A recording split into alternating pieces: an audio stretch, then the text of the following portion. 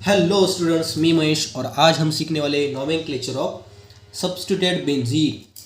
हमने last lecture में nomenclature of branched alkanes, straight chain alkane, right, ये सीखा था। और हमने nomenclature of functional groups, amines, acids, alcohols, aldehydes, ketones, सब कुछ हमने सीख लिया है। ओके, अब हम सीखने वाले हैं नोमेनक्लेचर ऑफ सब्स्टिट्यूटेड बेंजीन। किसी भी बेंजीन के आगे अगर हम उसका सब्स्टिट्यूएंट लगा देंगे तो हम उसका नोमेनक्लेचर कर सकते हैं। पहले हम मोनो सब्स्टिट्यूटेड देखेंगे, उसके बाद डाई सब्स्टिट्यूटेड बेंजीन का देखेंगे और लास्ट में हम पॉली सब्स्टिट्यूटेड और फिर या फिर ट्राई सब्स्टिट्यूटेड बेंजीन का नोमेनक्लेचर यहाँ पे आज स्टडी करने वाले। ओके, किसी भी बेंजीन का नोमेनक्लेचर करते समय हमें उसका जो सब्स्टिट्यूएंट है वो प्रीफिक्स के तौर पे लेना पड़ता है। प्रीफिक्स मतलब उसके आगे, बेंजीन के आगे उसको लगाना पड़ता है। फॉर एग्जांपल यहाँ पे देखो, ये क्या है, इसे हम कहते हैं मिथाइल, राइट। CH3 मतलब मिथाइल, और ये पूरी की पूरी रिंग होती है बेंजीन की। ओके, तो सिर्फ हम क्या लिखेंगे, मिथाइल बेंजीन, ऐसा करके हमने अगर लिखा तो वो हो जाएगा उसका नोमेनक्लेचर। और उसका जो कॉमन नेम है मिथाइल बेंजीन का वो होता है टोलिन, राइट। कॉमन नेम होता है टोलिन। अब इसका ये एक और एग्जांपल मैं यहाँ पे लेता हूँ। मैंने यहाँ पे इस तरह से बेंजीन रिंग निकाली और मैंने यहाँ पे लगा दिया CH2CH3। ओके, इतना मैंने यहाँ पे कर दिया। अब इसका नोमेनक्लेचर लिखो। कैसे लिखोगे, दो कार्बन है तो ये क्या हो जाएगा, इथाइल, राइट। दो कार्बन इसलिए मैं यहाँ पे लिखता हूँ इथाइल। और ये पूरी की पूरी रिंग क्या है, बेंजीन, तो मुझे यहाँ लिखना होगा बेंजीन। ऐसे हम नोमेनक्लेचर कर सकते हैं। अगर प्रोपाइल आए, तीन कार्बन आए तो प्रोपाइल बेंजीन, चार कार्बन ब्यूटाइल बेंजीन। इस तरह से हम इसका नोमेनक्लेचर कर सकते हैं। Okay, then next methoxy benzene, right, methoxy. यहाँ पे देखो, ये पूरी की पूरी बेंजीन रिंग है।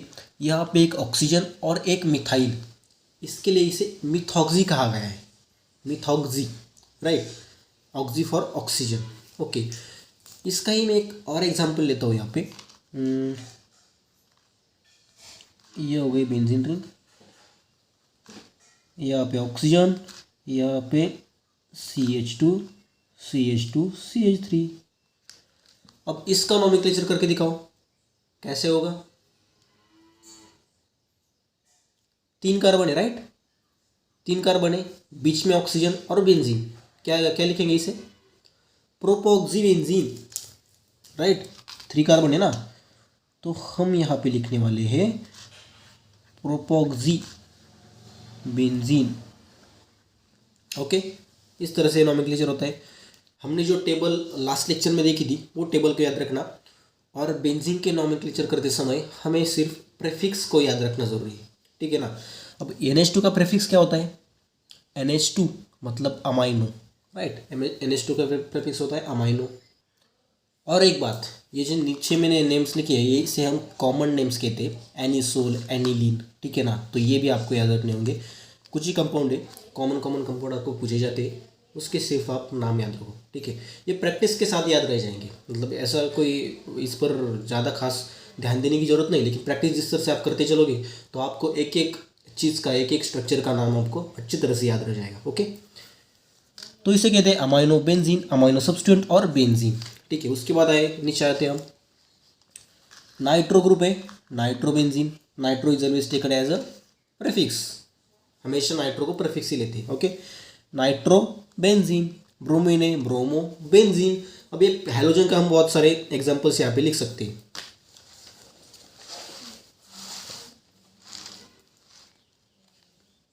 अभी आप देखो, मैंने एक एग्जांपल लिया यहाँ पे, ये होता है बेंजीन, यहाँ पे क्लोरो लिख दिया। अब इसको नोमेनक्लेचर क्या करोगे, या फिर ये हो जाएगा बेंजीन, यहाँ पे मैंने फ्लोरीन लिख दिया। अब क्या करोगे, या फिर ये हो जाएगा बेंजीन और यहाँ पे मैंने आयोडीन कर दिया। अब क्या करोगे, इसके नोमेनक्लेचर हम कर सकते हैं ना। इसका क्या हो जाएगा, क्लोरोबेंजीन, राइट। इसका क्या हो जाएगा, क्लोरोबेंजीन। इसका फ्लोरोबेंजीन, फ्लोरोबेंजीन आगे का लिख लो। उसके बाद इसका आयोडोबेंजीन, ये हो जाएगी उसके नोमेनक्लेचर। ओके, फ्लोरो, क्लोरो, आयोडो इस तरह से होते नोमेनक्लेचर। ओके, अब आते हैं नेक्स्ट पर। If benzene ring is di substituted, अगर बेंजीन रिंग डाई सब्स्टिट्यूटेड है तो इसका नोमेनक्लेचर कैसे करना है। हमने मोनो सब्स्टिट्यूटेड का तो सीख लिया कैसे, जैसे भी सब्स्टिट्यूएंट लगे हो उसको सिर्फ हमें आगे लिखना है और हम उसका नोमेनक्लेचर कर सकते हैं। ओके, अब डाई सब्स्टिट्यूटेड में कैसे करें भाई, कॉमन नेम्स कैसे लिखे जाते हैं वो मैं पहले बता देता हूँ। देखो फॉर एग्जांपल हम यहाँ पे कोई कंपाउंड नहीं लेने वाले, सिर्फ मैं आपको पोजीशन करके यहाँ पे दिखा दूँ। देखो मैंने यहाँ पे एक बेंजीन रिंग दिखा ली, राइट, यहाँ पे दूसरी बेंजीन रिंग और यहाँ पे तीसरी बेंजीन रिंग। अब इसका आईयूपीएसी नोमेनक्लेचर कैसे होगा ये मैं आपको बताने वाला हूँ। उसके पहले हम कॉमन नेम कैसे होगा वो देखने वाले हैं। अब यहाँ पे मैंने दो सेम सब्स्टिट्यूएंट लेता हूँ, एक्स और एक्स, यहाँ पे कोई भी सब्स्टिट्यूएंट है, यहाँ पे भी सेम लिया मैंने एक्स, लेकिन उसकी पोजीशन थोड़ी सी अलग कर दी मैंने, यहाँ पे लिया और यहाँ पे एक्स और यहाँ पे एक्स। अगर इस तरह से सब्स्टिट्यूशन आ जाए तो उसे कॉमन नेम्स में क्या कहा जाता है। ओके, ये पोजीशन देख लो आप, 1 2 पोजीशन है, यहाँ पे अगर मैंने 1 दिया तो उसके ठीक उसके बाद सेकंड पोजीशन पे आ रहा है, यहाँ पे अगर 1 दिया तो ठीक थर्ड पोजीशन पे वो सब्स्टिट्यूशन आ रहा है। हम यहाँ से काउंटिंग नहीं करने वाली, राइट। हमने रूल देखा है कि हमें सब्स्टिट्यूशन पास होना चाहिए नज़दीक, राइट, नंबरिंग हमें सब्स्टिट्यूशन की नंबरिंग कम आनी चाहिए। ओके, तो 1 5 नहीं होगा, ये 1 3 होगा पास वाला। अब इसे अगर काउंट करें तो इसे ऐसे काउंट करें तो भी 1 4 आएगा, ऐसे काउंट करें तो भी 1 4 आएगा, राइट। 1 यहाँ पे 2 3 और ये 4। Okay, so 1 2 1 3 and 1 4। इसे कॉमन नेम्स में कहा जाता है ऑर्थो, मेटा और पैरा। ओके, ये 1 2 को कहा जाता है ऑर्थो, 1 3 को मेटा और 1 4 को कहा जाता है para, right. 1 2 1 3 and 1 4, ortho, Meta and para. अब इसे अगर हम कॉमन नेम्स में लिखें तो फॉर एग्जांपल हम इसे यहाँ पे एक्स लिखते, ऑर्थो हम ऐसा पूरा नहीं लिखते, ऑर्थो में हम दे देते ओ, यहाँ पे लिखते हम डाई सब्स्टिट्यूटेड, डाई सब्स्टिट्यूटेड। अब सब्स्टिट्यूटेड नाम की जगह पे यहाँ पे जो भी सब्स्टिट्यूएंट होगा उसे हम लिखने वाले, ठीक है ना। Ortho di substituted benzene. अगर इस मेटा की तरह है तो meta di substituted benzene, para की तरह है तो para di substituted benzene. Substituted की जगह पे जो भी प्रेफिक्स हमें लगाना है वो हम लगाने वाले, ठीक है। तो ये बात समझ में आया आपको, ऑर्थो, मेटा, पैरा, इतना। ओके, अब आते हैं हमारी एग्जाम्पल्स की तरफ। पहला एग्जाम्पल देखो, 2 ब्रोमो है, ठीक है। अब इससे हम 2 तरीके से लिखने वाले। पहले तो कॉमन नेम मैंने आपको सिखाया वो भी हम लिखने वाले, और सेकंड जो आईयूपीएसी नेम होगा वो भी हम लिखने वाले हैं, ठीक है। अब आपको यहाँ पे देखते ही पोजीशन समझ में आ गई होगी, right. 1 2 ortho, 1 3 Meta, 1 4 para, right. यहाँ तक समझ में आया। तो हमने वहाँ पे लिखा था ऑर्थो डाई सब्स्टिट्यूटेड, यहाँ पे हम क्या लिखेंगे, ऑर्थो तो लिखने वाले, हाँ, यहाँ पे हम क्या लिखने वाले, फिर ऑर्थो का ओ लेंगे डैश, डाई सब्स्टिट्यूटेड, सब्स्टिट्यूटेड की जगह पे क्या लेने वाले हम, डाई ब्रोमो, उसके आगे बेंजीन। आगे का आप लिख सकते हो मेटा, मेटा का कैसे करें, आगे का मतलब ये हो गया पूरा ortho di bromo benzene. Meta का लिखो, मेटा का यम लिया और आगे फिर di what, di bromo benzene, ठीक है ना। नेक्स्ट पैरा, 1 4 पोजीशन यहाँ पे देखो, पैरा डाई ब्रोमो बेंजीन। ये हो जाएंगे कॉमन नेम्स। ओके, ये तो हो गए कॉमन नेम्स। अब हम सीखने वाले IUPAC नेम्स, राइट। तो IUPAC नेम्स में देखो हमने नंबरिंग सीखी थी। अब यहाँ पे नंबरिंग कैसे करती है ये हम यहाँ पे सीखने वाले। यहाँ पे देखो फर्स्ट नंबर अगर मैंने इस ब्रोमीन को दिया, फर्स्ट नंबर इस ब्रोमीन को दिया, तो इसको सेकेंड नंबर देना पड़ेगा। ओके, ऐसा हम नहीं कर सकते कि 1 2 3 4 5 6, 1 6 नहीं कहेंगे इसे, हम 1 2 कहेंगे। हमेशा पास वाले नंबर हम लेते हैं, ठीक है ना। ये हुआ है 1 2, ठीक है। सिर्फ ऑर्थो की जगह पे हमें 1 2 ऐड करना है और इसका नाम लिखना है। इतना समझ में आया आपको? ये ऑर्थो था ना। IUPAC में क्या करना है, सिर्फ पोजीशन हमें इंडिकेट करनी है 1 2, बाकी का वैसे क्या वैसा। डाई ब्रोमो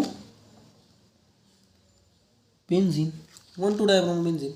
उसके बाद इसकी नंबरिंग करो। फिर कैसे करोगे, 1 2 3, ये हो जाएगी नंबरिंग। और फिर लिखो, क्या लिखोगे, 1 3, राइट। 2 ब्रोमो इसलिए डाई ब्रोमो बेंजीन। ओके, फिर नेक्स्ट करो, ये क्या हो जाएगा, 1 2 3 एंड 4। पोजीशंस कहाँ कहाँ पे है, फर्स्ट पोजीशन पे ब्रोमो और फोर्थ पोजीशन पे ब्रोमो, इसलिए मैं यहाँ पे लिखता हूँ फिर 1 4 डाई ब्रोमो बेंजीन। ओके, तो ये हो जाएगा उसका आंसर या फिर IUPAC नेम। ओके, तो इस तरह से आप कॉमन नेम्स भी लिख सकते हो और IUPAC नेम्स भी यहाँ पे लिख सकते हो। तो यहाँ पे अब हम देखने वाले फॉर ट्राई और हायर सब्स्टिट्यूटेड बेंजीन का नॉमेनक्लेचर। यहाँ पे नीचे देखो एग्जांपल्स आपको दिख रहे हैं। एग्जांपल्स में 3 सब्स्टिट्यूशन हर जगह पे 1 2 3 1 2 3। ओके, अब इसका नॉमेनक्लेचर कैसे करें। अब इसका नॉमेनक्लेचर करते समय हमें एक सब्स्टिट्यूशन को और बेंजीन को एज अ पेरेंट करके लेना पड़ेगा और वहीं से हमें नंबरिंग उसकी स्टार्ट कर देनी। ओके, फॉर एग्जांपल मैंने आपको ऊपर बताया था कि कुछ कॉमन नेम्स आपको याद रखने ज़रूरी है, ठीक है। वो कौन कौन से कॉमन नेम्स थे वो हमने ऊपर डिस्कस किए, राइट। अब यहाँ पे देखो क्लोरो का ऐसा तो कोई ना कॉमन नेम नहीं है, ठीक है। ये मिथॉक्सी जो है ना, मिथॉक्सी, इसे हमें पेरेंट लेना है। ये कॉमन नेम को पेरेंट लेना है। यहाँ पे भी ये NH2 को पेरेंट एज अ पेरेंट लेना है, ठीक है ना। इसका कॉमन नेम क्या होता है, ऊपर देखो कहाँ पे, OMe। इसका कॉमन नेम क्या होता है, एनिसोल, ठीक है। और इसका एनिलीन। ओके, इतनी बात हमें यहाँ समझ में आ गई। तो हम सीधे सीधे क्या करने वाले हैं, एनिसोल और एनिलीन को नीचे पहले हम लिख लेंगे। अब एक एक कंपाउंड का मैं यहाँ पे लेता हूँ, 2 कंपाउंड एक साथ हम नहीं लेने वाले, ठीक है। ओके, तो यहाँ पे मैंने लिखा एनिसोल, एनिसोल। ओके, ये हो गया लास्ट वाला। ओके, ये ए जो है ये हमें स्मॉल लिखना पड़ेगा। ओके, ये हो गया एनिसोल। अब नंबरिंग कहाँ से स्टार्ट करनी पड़ेगी, यहाँ से हमें नंबरिंग स्टार्ट करनी पड़ेगी, यहाँ से, क्योंकि इसे हम एज ए पेरेंट ले, एज ए पेरेंट हमने इसे लिया है। तो 1 2 3 एंड 4, राइट। 1 2 3 एंड 4, 4 पोजीशन पे मिथाइल और सेकंड पोजीशन पे क्लोरो। अब इसका नॉमेनक्लेचर कैसे करें, पहले क्लोरो आता है या फिर methyl. According to the alphabetical order सबसे पहले C आता है, C फॉर क्लोरो, इसलिए मैं पहले लेता हूँ यहाँ पे 2 क्लोरो, उसके बाद 4 मिथाइल एनिसोल, ये हो जाएगा उसका नॉमेनक्लेचर। अब नेक्स्ट एनिलीन की तरफ बढ़ते हैं, ठीक है। ये हो गया एनिलीन। इसकी नंबरिंग कैसे करें, यहाँ से करनी पड़ेगी 1 2 3 एंड 4। यहाँ से नहीं करेंगे क्योंकि यहाँ पे कोई भी सब्स्टिट्यूएंट नज़दीक नहीं है। यहाँ पे सेकंड पोजीशन पे मिथाइल, ठीक है। तो यहाँ से नंबरिंग करेंगे और लास्ट में मैं फिर से यहाँ पे लिख लेता हूँ एनिलीन, एनिलीन। यहाँ तक तो हो गया। अब सेकंड पोजीशन पे मिथाइल और फोर्थ पोजीशन पे इथाइल। अब मुझे बताओ इथाइल पहले आता है या फिर मिथाइल, ई पहले आता है या फिर यम, पहले आता है ई, ई फॉर इथाइल, तो यहाँ पे फिर से मैंने लिखा फोर इथाइल, सेकंड पे 2 मिथाइल एनिलीन, ये हो जाएगा उसका नॉमेनक्लेचर। उसके बाद हम और एक एग्जांपल यहाँ पे देखेंगे। यहाँ पे देखो थर्ड एग्जांपल, यहाँ पे हमें पेरेंट किसको लेना है। ये तो फेमस एग्जांपल है, हमने शायद ऊपर नहीं पढ़ा है, लेकिन ये जो होता है ना, ये OH और AC जो रिंग होती है ना, इसे हम फिनॉल कहते हैं। फिनॉल, यहाँ पे देखो इस तरह से अगर बेंजीन आ जाए और बेंजीन को OH, तो उससे हम कहते हैं फिनॉल। इसका आगे आपको एक सेपरेट चैप्टर मिल जाएगा 12th स्टैंडर्ड में, ठीक है ना। इसे हम फिनॉल कहते हैं, फिनॉल। और इस नॉमेनक्लेचर में हम फिनॉल को ही एज अ पेरेंट लेंगे और उसी के साथ हम नॉमेनक्लेचर यहाँ पे करने वाले, ठीक है। पहली बात होती है नंबरिंग कहाँ से करें। नंबरिंग वहीं से करनी पड़ेगी जहाँ से हमें OH मिलता है, राइट, क्योंकि फिनॉल को पेरेंट लेने वाले हैं, इसलिए यहाँ से नंबरिंग करता हूँ। 1 2 कहाँ पे दूँ, यहाँ पे मिथाइल में मुझे 5 लग रहा है, इसलिए मैं 2 यहाँ पे दूंगा, फिर 3 और फिर 4। ओके, लास्ट वाला मैं लिख लेता हूँ पहले ही। फिनॉल 2 मिथाइल है, कौन कौन सी पोजीशन पे, 3 और 4। सो 3 4 डाई मिथाइल फिनॉल, ये हो जाएगा उसका आंसर, 3 4 डाई मिथाइल फिनॉल। इस तरह से अब यहाँ पे हम डिस्कस करते हैं कुछ क्वेश्चंस। लास्ट जो हमने 2 लेक्चर लिए उसमें हमने कोई भी बुक का क्वेश्चन स्टडी नहीं किया, लेकिन वहाँ पे मैंने बहुत सारे एग्जांपल्स, जो अदर एग्जांपल्स थे वहाँ पे हमने स्टडी किए थे, राइट। तो आज हम यहाँ पे बुक का क्वेश्चन लेने वाले। यहाँ पे देखो question, give condensed and bond line structural formulas and identify the functional groups present if any. नीचे कंपाउंड दिए हुए उनका हमें condensed, bond line, structural formula यहाँ पे लिखना है और उसके फंक्शनल ग्रुप कौन कौन से होंगे वो भी हमें यहाँ पे लिखने होंगे। अब एक condensed formula, bond line, structural formula हमने फर्स्ट लेक्चर में देखा है, ठीक है ना, और एक फंक्शनल ग्रुप हमने सेकंड लेक्चर में स्टडी किया है, राइट। तो उसका ही ये क्वेश्चन है और उसी के तौर पे हमें इसे सॉल्व करना है, ठीक है। तो पहला क्वेश्चन आता है 2,2,4 ट्राइमिथाइल पेंटेन, इसका कंडेंस्ड और बॉन्ड लाइन स्ट्रक्चरल फार्मूला। देखो कोई भी प्रॉब्लम सॉल्व करते समय पहले उसको सिंपल लैंग्वेज में लिखा करो। अब सीधा आप इसका अगर कंडेंस्ड करने बैठ जाओगे तो आपका मतलब कन्फ्यूजन हो सकता है, ठीक है। सीधा बॉन्ड लाइन करने बैठ जाओगे तो भी आपका कन्फ्यूजन हो सकता है। पहले इसे सिंपल अपने लैंग्वेज में लिखो, सिंपल स्ट्रक्चर इसका बनाओ और उसके बाद उसका कंडेंस्ड करो और बॉन्ड लाइन करो, ठीक है। और नेक्स्ट हम देखने वाले फिर उसका फंक्शनल ग्रुप, राइट। तो पहले मैं इसे सिंपल तरीके से लिख लेता हूँ। 2,2,4 ट्राइमिथाइल पेंटेन, यहाँ पे देखो पेंटेन कितने कार्बन आते हैं पेंटेन में, पेंटेन में आते हैं 5 कार्बन। यहाँ पे मैंने सीधे सीधे 5 लिख लिया, 1 2 3 4 एंड 5। ओके, ये 5 कार्बन यहाँ पे हो गए। अब उनका कहना ये है कि 2,2,4 ट्राइमिथाइल पेंटेन सेकंड पोजीशन पे और फोर्थ पोजीशन पे यहाँ पे उन्हें सब्स्टिट्यूशन चाहिए। पहले मैं यहाँ पे नंबरिंग लिख लेता हूँ, नंबरिंग कर लेता हूँ 1 2 3 4 एंड 5। देन सेकंड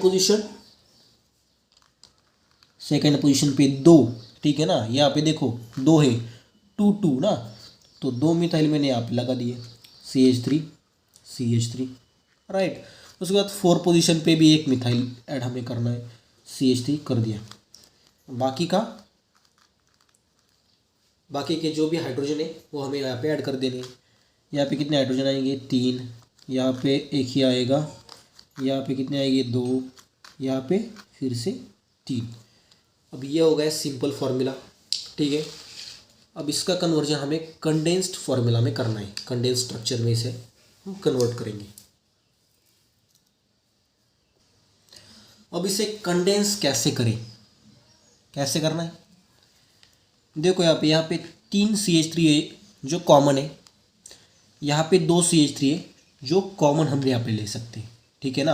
अब यहाँ पे मैं कैसे लिख लेता हूँ वो अच्छी तरह से देखना। 3 CH3 मैंने कॉमन लिए और उनको ब्रैकेट में मैंने ऐड कर दिया, CH3 कितने, 3 है। ओके, उसके बाद कार्बन हमने वैसे के वैसे लिखा। नेक्स्ट कौन सा आता है, CH2। यहाँ पे कोई भी बॉन्ड हमें ऐड नहीं करना है, सीधे सीधे हमें लिखते हुए चलना है, ठीक है। तो फिर से मैंने यहाँ पे इसे लिखा CH2। देन एक कार्बन लिखेंगे, एक हाइड्रोजन लिखेंगे, और ब्रैकेट में फिर से हमें CH3 करना है। देखो 2 CH3 कॉमन है, ये हम ले सकते हैं।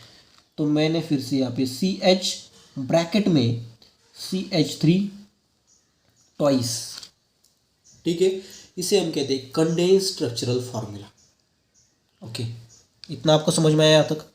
ओके, अब next bond line structural formula, ठीक है। बॉन्ड लाइन स्ट्रक्चरल फार्मूला कैसे लिखना है, देखो इसी स्ट्रक्चर का लिखेंगे हम। पहले हम एक सिंपल चेन लेने वाले, सिंपल, और उसके बाद उसको सब्स्टिट्यूट ऐड करते हुए हम चलेंगे। यहाँ पे देखो 1 2 3 4 5, 5 कार्बन है। ओके, तो मैं सिंपल यहाँ पे लिख लेता हूँ 1 2 3, 1 2 3 4 एंड ये 5। ओके, 5 कार्बन वाली चेन तो यहाँ पे हो गई। अब हम सिर्फ इसमें सब्स्टिट्यूएंट ऐड करेंगे। सेकंड पोजीशन पे 2 सब्स्टिट्यूएंट है, तो मैंने एक ऊपर लगा दिया और एक नीचे लगा दिया, 2 सब्स्टिट्यूएंट। और फोर्थ पोजीशन पे एक सब्स्टिट्यूएंट है, ठीक है। 1 2 3 एंड 4, फोर्थ पे एक सब्स्टिट्यूएंट यहाँ पे मैंने ऐड कर दिया। तो ये हो जाएगा bond line structural formula. Okay, यहाँ तक आपको समझ में आया। अब लिखते हैं नेक्स्ट प्रॉब्लम सॉल्व करते हैं हम। Second, 2 hydroxy 1 2 3 propane try carboxylic acid. Okay, फिर से हमें वही चीज़ करनी है, हमें इसे सिंपल स्ट्रक्चर में कन्वर्ट करना है, और उसके बाद हम लिखने वाले condensed and bond line structural formula. Okay, फिर से वही करेंगे हम। अब यहाँ पे देखो propane try carboxylic acids, carbon कितने होंगे यहाँ पे, 3 कार्बन है, राइट। तो हम सीधे सीधे यहाँ पे 3 कार्बन लिख लेते हैं पहले, राइट, फर्स्ट स्टेप। तो फिर से मैंने यहाँ पे लिखा 1 2 एंड 3, ये हो गए 3 कार्बन। अब first second and third position पे क्या क्या है, सेकंड पोजीशन पे एक हाइड्रोक्सी है, ठीक है। First second and third position पे ट्राई कार्बोक्सिलिक एसिड, मतलब COOH ग्रुप है, कार्बोक्सिलिक एसिड। ये हमने कहाँ पे सीखा था, हमने लास्ट लेक्चर में देखा है, राइट, फंक्शनल ग्रुप्स में। ओके, ट्राई कार्बोक्सिलिक एसिड मतलब COOH ग्रुप, वो फर्स्ट पोजीशन, सेकंड पोजीशन और थर्ड पोजीशन पे है। तो मैं सिंपल यहाँ पे लिख सकता हूँ ना, फर्स्ट पोजीशन पे यहाँ पे लिख सकता हूँ COOH। यहाँ पे नंबरिंग सबसे पहले हम कर लेते हैं 1 2 3। फर्स्ट पोजीशन पे मैंने COOH लिखा। अब मैं यही COOH में सेकंड पोजीशन पे भी लिख सकता हूँ COOH, और थर्ड पोजीशन पे भी लिख सकता हूँ COOH। अब आप ऐसे लिखो या फिर ऐसे लिखो, कोई फ़र्क नहीं पड़ता है, दोनों के दोनों सेम है, ठीक है। और एक बात, सेकंड पोजीशन पे और क्या है, सेकंड पोजीशन पे एक हाइड्रोक्सी है, हाइड्रोक्सी मतलब OH। ओके, सेकंड पोजीशन पे OH मैंने ऐड कर दिया, बाकी के बचे हुए हाइड्रोजन हम दे देंगे। बाकी इसको 2 हाइड्रोजन आएंगे, CH2, इसको भी 2 हाइड्रोजन, और बीच में उसकी वैलेंसी कंप्लीट हो गई, उसको कोई भी हाइड्रोजन नहीं आएगा। ओके, तो इस तरह से ये होता है उसका स्ट्रक्चर। अब फर्स्ट पे COH है, सेकंड पे COH, और थर्ड पे भी COOH ग्रुप है। ओके, अब हमें इसको कंडेंस स्ट्रक्चरल फार्मूला में कन्वर्ट करना है, राइट।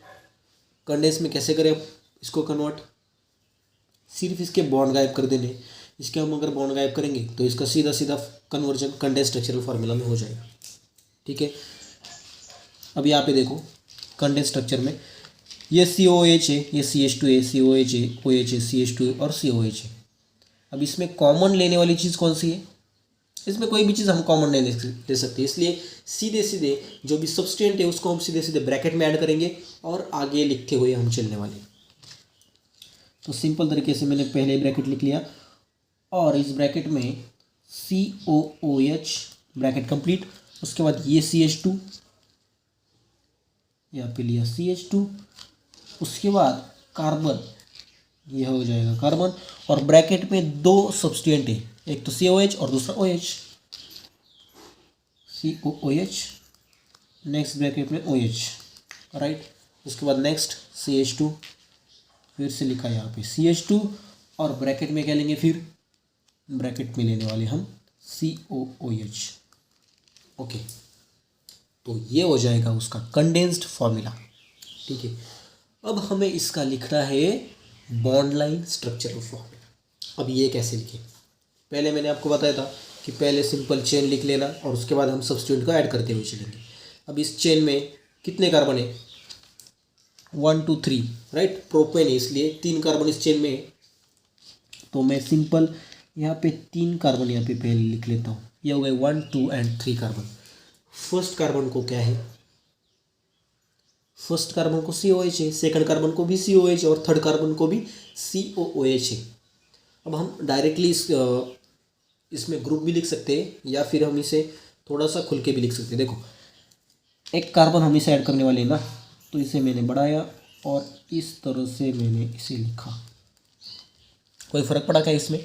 नहीं, सिर्फ यहाँ पे ये सब्स्टिट्यूएंट मान लो, ये सब्स्टिट्यूएंट है। फिर से मैंने इसको भी बढ़ाया और COOH मैंने ऐड कर दिया, राइट। फर्स्ट पोजीशन पे COH, सेकंड पोजीशन पे भी COH, और बीच में दो सब्स्टिट्यूएंट है। ऊपर मैंने COH लिखा और नीचे मैंने OH लिखा। ओके, ऊपर COH लिखा, नीचे OH लिखा। इस तरह से हम लिख सकते हैं। एक हो गया कंडेंस, ये हो जाएगा बॉन्ड लाइन स्ट्रक्चरल फॉर्मूला।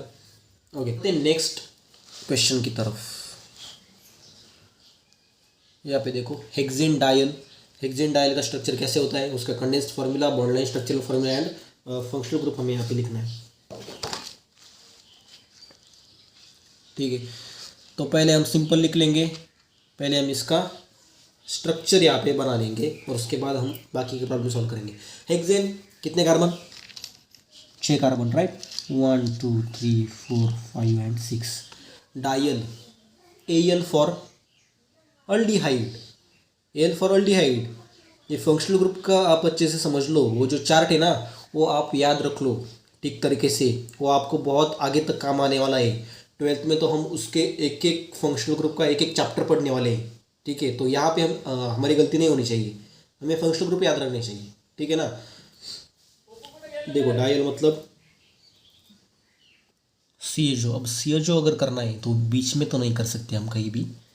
यहाँ पे अगर मैंने बीच में डबल बॉन्ड O लगा दिया तो हाइड्रोजन कहाँ पे लगाऊँ, क्योंकि ये बॉन्ड इस तरह से जुड़े हुए हैं, राइट। तो मुझे CHO अगर 2 लगाने तो मुझे लास्ट में ही लगाने पड़ेंगे। तो इसको मैंने कर दिया CHO और इसको भी मैंने यहाँ पे कर दिया CHO, ठीक है। CHO लगाने पड़े तो लास्ट में, क्योंकि यहाँ पे अगर लगा तो हाइड्रोजन कहाँ पे लगाऊँ, यहाँ पे लगा तो हाइड्रोजन कहाँ पे लगाऊँ। अगर वहाँ पे मैंने कार्बोनिल कर भी दिया तो कीटोन हो जाएगा, ओके। कीटोन और अल्डिहाइड का डिफरेंस आपको पता है ना, सिर्फ इतना होता है, कीटोन में 2 कार्बन आते हैं और अल्डिहाइड में एक हाइड्रोजन आता है और बाकी के कार्बन। इस तरह से देखो, ये सिंपल सा डिफरेंस होता है। तो डायल कहा इसलिए लास्ट में दोनों जगह पे हमने डायल लगा दिया और बाकी का बचा हुआ क्या, CH2 CH2 CH2 CH2, right. ये हो जाएगा हेक्सेन डायल का स्ट्रक्चर। अब इसका conversion condensed structural formula and bond line structural formula में हम करने वाले। कंडेंस्ड, ये तो सबसे सिंपल होने वाले, सारे के सारे CH2 हम कॉमन लेने वाले और 2 CH2 लगा देंगे, ये हो जाएगा कंडेंस्ड स्ट्रक्चरल फॉर्मूला। कैसे, देखो CH2 कितने हैं यहाँ पे, 1 2 3 4, 4 CH2 है। CH2 ब्रैकेट कंप्लीट 4 कर दिया और लास्ट में यहाँ पे लगाऊंगा CHO, यहाँ पे भी लगाऊंगा CHO। ये हो गया उसका कंडेंस्ड स्ट्रक्चरल फॉर्मूला, राइट। अब इसका बॉन्ड लाइन स्ट्रक्चरल फॉर्मूला कैसे करें भाई, सिंपल, हेक्सेन डायल है, 6 कार्बन कर देने हमें, 6 की हम चेन यहाँ पे लिख लेते हैं। 1 2 3 4 हो गए, 1 2 3 4 5, ये हो जाएगा 6 कार्बन। बीच में जो 4 कार्बन है उसमें तो कोई नहीं है, 1 2 3 4, 1 2 3 एंड 4, ये वैसे के वैसे। लेकिन लास्ट वाले कार्बन पे COH ये ग्रुप लगा हुआ है, ये लास्ट वाले कार्बन है ना, तो इसमें मैं सिंपल कार्बोनिल और एक जगह पे हाइड्रोजन ऐड कर देता हूँ। इसमें सिंपल मैंने ऐड किया कार्बोनिल और ये एक जगह पे मैंने ऐड कर दिया हाइड्रोजन। ओके, तो ये हो जाएगा हेक्सेन डायल का structure, bond line structural formula. अब इतना यहाँ पे हो गया, ठीक है। अब इसके फंक्शनल ग्रुप्स हम लिखने वाले हैं 1 by 1, first to last, 1 by 1। देखो इसका फंक्शनल ग्रुप क्या है, ये तो सिंपल अल्केन है, सिंपल अल्केन, ठीक है। कोई भी CHO नहीं है, कार्बोनिल नहीं है, कुछ भी नहीं, ठीक है ना, सिंपल अल्केन है ये, सिर्फ कार्बन और हाइड्रोजन। उसके बाद नेक्स्ट में देखो तो यहाँ पे देखो COH मतलब एसिड, और ये OH मतलब क्या, अल्कोहल। दो फंक्शनल ग्रुप से आप ही, एक तो एसिड एक तो अल्कोहल। उसके बाद नेक्स्ट ये क्या है, CHO मतलब अल्डिहाइड, ये हो जाएंगे उसके फंक्शनल ग्रुप्स। ओके, पहले के क्या है, पहले का होता है अल्केन, नेक्स्ट में एसिड एंड अल्कोहल, और सी में अल्डिहाइड, ये हो जाएंगे उसके फंक्शनल ग्रुप्स। अब इस फंक्शनल ग्रुप पे ही एक प्रॉब्लम फिर से देख लो, identify the functional groups in the following compounds. नीचे 3 कंपाउंड दिए हुए हैं और उनमें कौन कौन से फंक्शनल ग्रुप्स होंगे वो हमें देखना है, ठीक है। पहला देखो, अब इस प्रॉब्लम में CHO मतलब अल्डिहाइड, ठीक है, CHO मतलब अल्डिहाइड। उसके बाद OMe मतलब ईथर, ठीक है, ईथर फंक्शनल ग्रुप है। उसके बाद OH, ये तो बहुत पॉपुलर है, OH मतलब अल्कोहल, राइट, इसमें 3 फंक्शनल ग्रुप है। उसके बाद बी में देखो NH2 किसका है, अमाइन का फंक्शनल ग्रुप होता है NH2। देन नेक्स्ट COOC, ये फंक्शनल ग्रुप किसका होता है, ये फंक्शनल ग्रुप होता है ईस्टर का, राइट ना, तो ये होता है ईस्टर का। देन नेक्स्ट प्रॉब्लम देखो सी में, अब इसमें NO2 है तो नाइट्रो कंपाउंड है, नाइट्रो का फंक्शनल ग्रुप, राइट, और ये डबल बॉन्ड मतलब अल्कीन। इस तरह से ये फंक्शनल ग्रुप का प्रॉब्लम आप सॉल्व कर सकते हो। तो यहाँ पे खत्म होता है हमारा आज का लेक्चर। नेक्स्ट लेक्चर में हम देखने वाले आइसोमेरिज्म, उसमें स्ट्रक्चरल और स्टेरियो आइसोमेरिज्म हम डिस्कस करने वाले हैं, और उसी लेक्चर में हम fundamental concepts in organic reaction mechanism वो भी वहाँ पे देखने वाले हैं, ठीक है। तो हम मिलते हैं नेक्स्ट लेक्चर में नेक्स्ट टॉपिक के साथ। Thanks for watching.